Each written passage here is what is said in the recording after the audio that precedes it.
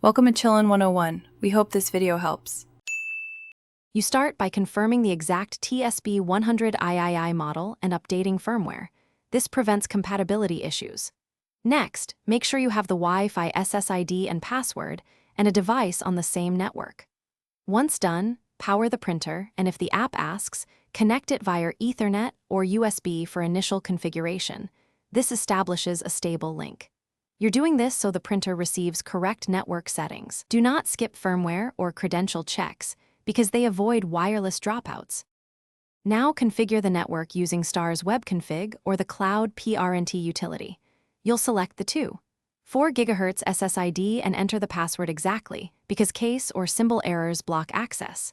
If your environment requires it, assign a static IP to avoid address changes. Otherwise, accept DHCP.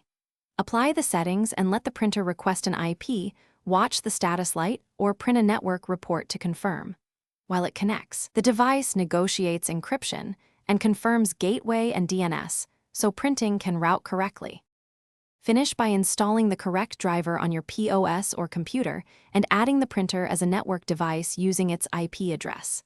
Print a test receipt to confirm formatting, cutter operation, and connectivity. If printing fails, power cycle the router and printer, re-enter the SSID and password, and ensure you're on 4 GHz rather than 5 GHz. As a last resort, perform a factory reset on the TSP100III to clear old profiles. This resolves most stubborn confusion.